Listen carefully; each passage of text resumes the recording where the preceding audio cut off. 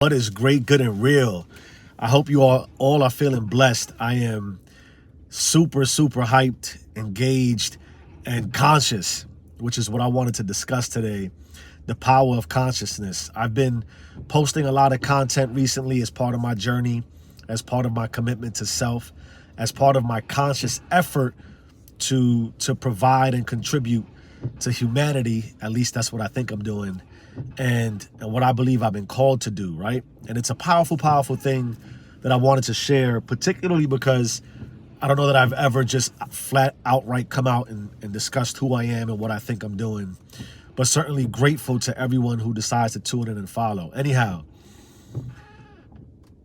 the idea of consciousness and why I think it's the most powerful tool that we have, excuse me, in our arsenal, as far as if you really want to change anything in your life, or you feel like you've been struggling to change because you want to change.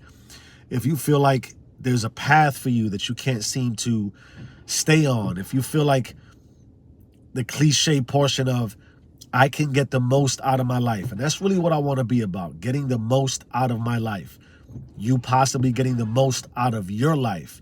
I think consciousness is the root. And I've been doing a ton of research, a ton of reading, and I'm very much aligned with the universal laws of vibration, of change, of duality, polarity. I believe in mirror concepts. I believe in the manifestation of self. I also believe deeply in God, and I believe in the psychology. Before I go back there, I believe in the psychology of the mind and how that contributes to the spirit and the possible manifestation of whatever it is you're possibly looking to achieve, which again, I hope is getting the most out of your life. And I stay away from words like happy, because I don't think that that's attainable, nor do I think that that's what you should be looking to do. It's more like a fulfillment that I am me and I am who I am, and I'm contributing to the highest level. So consciousness, let's think of it like this. Your brain functions in two ways, and this is science, it's proven. There is a conscious portion of your brain, which is where the power of possibility comes from. Creativity, imagination. That is where you stroke creativity, creation, creator. You are a creator. That's where the power of I am comes from. In any event, your consciousness, when you're alert, present, aware, other things that align with that, is active 5% of your life, which is not a lot when you think about it. 5% out of 100 leaves 95. The other 95% is your subconscious. The difficulty with the subconscious is that, one, it's the predominant factor in how you function. And then two, it is all emotional. So if conscious is logic and reasoning, the subconscious is fully emotional. And so now you have a functioning brain, consciousness, and your subconsciousness. How do I make this make sense? If you're looking to get the most out of your life and move forward in a direction that makes sense, and you've been struggling in some capacity, you want to make a change, you come to consciousness. I want to change. I want to lose weight. I want to get a new job. I want a better relationship. I want to manifest riches, however that's defined. That's a conscious thought, and you start to somewhat reason on how to do that. Then emotionally, your subconscious takes over, and that's where a lot of intrusive thoughts come from that might break us down emotionally. So how do I start to manage my conscious to allow my subconscious to align better? Now, not trying to preach or get too deep into Christian faith, but I have been reading the Bible, as I referenced lately. And I was raised under Catholicism, which is interesting, which means I went to church every Sunday. So I have an overall understanding of what God and Jesus Christ means, high level. But reading the Bible is pretty deep. And I align a lot of what I read with consciousness. And here's an example. In Exodus, Moses is essentially freeing the Israelites from the Egyptians. And God, he gives multiple different punishments essentially to the Pharaoh to say, hey, you got to release my people. Ultimately, the last punishment from God is that he takes the firstborn from all Egyptians. That's pretty powerful, right? And he's like, at that point, the Pharaoh's like, fucking go. All the Israelites, everybody, Moses and your people, go. So as the people are going and they're leaving and they're escaping an enslaved process, an enslaved world, consciousness, or subconscious, which is a lot of what we're enslaved by, they reach many, many different friction points. And ultimately, as they're trying to get to the land that is blessed for them, which is going to give them milk and honey and everything prosperous, they approach a sea. How do they get across the sea? Super important. The significance of the sea is that they must get to the other side, excuse me, to continue their journey, to allow them to get to their end destination, which could be like a goal. I want to lose weight. I want to get a new job. I want to be a content creator. I want to achieve all my dreams. All right, cool. How do you get across that water? It's a sea. It's pretty deep. Behind them are the Egyptians, and they're coming because they just all lost their firstborn. They were punished by God, and the Pharaoh's like, we got to get our revenge. All right, cool. So if you consider that possibility, that you have a dream, a desire, a goal, an end destination you're trying to get to, but all you see is a big sea in front of you, and behind you, you're being chased. You're at risk. You're in danger. What do? Moses essentially parts the Red Sea, right?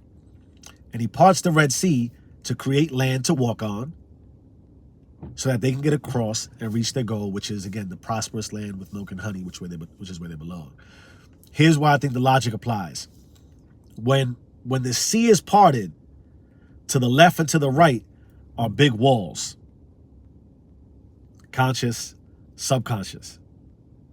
Without those things parting, they're all together. They're combined. They're just this big, deep sea. And what is typically in the sea? In the vast, vast depths of the sea are really ugly creatures. Really, really, really, it's the proverbial monster under the bed. In your subconscious thoughts are a lot of ugly things. Self-doubt, for a multitude of reasons. Your experiences, what you've been exposed to, how you were raised, whatever you were influenced by. There's a lot of ugly, ugly things all the way in the bottom of your sea, in the bottom of your subconsciousness, which affects your consciousness. And the higher up you get in the sea, there are things a little more visible, right? The creatures aren't as ugly, at least not most of the time. And you can start to delineate between what's what. You have more awareness. But the long and short of it is, the higher you are, the more consciousness you have. The lower you are, the less consciousness you have. And it gets uglier and uglier as you separate the two, or at least as they blend. So when you part the sea, it's the idea that I have a consciousness and a subconsciousness. And I need both to be effective. And I can't allow the subconscious, which has a lot of deep, dark thoughts all the way in the bottom that are ugly, monsters underneath the bed and in the closet. I can't let those affect me to get to my end destination, which is to cross the fucking sea, right? But I can't cross the sea until I become aware that I have to create the land to get there. Naturally, you're inspired and motivated because you're being chased, but you're not always going to be chased. In any event, your ability to get across your sea, your thoughts, your subconscious, what's influencing you in a way that's preventing you from growing, is your ability to build the walls and sit. You really want to sit above, which is metacognition, the idea of, and you talk about meditation and the power of becoming the thinker, not the thoughts. You first got to learn how to separate almost what is real and what you can be aware of, what you can reason with, and what has already happened and what's not that real and what you need to just conquer. Part the sea, create the land, see where you're going, and have the faith and confidence to get to the other side. And so that's a lot of what I wanted to share today in the power of the message, which is you're gonna face difficulty. It's natural. Life is intended to be suffering. It can't. That's the power of duality too, right? The hot meets the cold, or the cold meets the hot. When and where? When does hot actually become hot? When does cold become cold? When is what you're conscious of real, and what you're subconsciously aware of not as real, and limiting your behavior. 5% versus 95%. If you can just very simply part the two, keep them up as walls, and before you elevate yourself, just simply walk through and know that I have this kind of mechanism working for me and sometimes against me. How do I become aware? How do I blend the two so that's not just, I'm not the thinker, or I'm not the thoughts, I'm the elevated thinker. I'm not what's down deep in the bottom. I'm possibly everything that I need to get across the sea, because there's danger. And the danger ultimately is you run out of time, right? Anyway, I felt inspired. I hope this made sense. Think about the possibilities, the power of consciousness. May everything you desire come to you exactly as you deserve. Stay rich.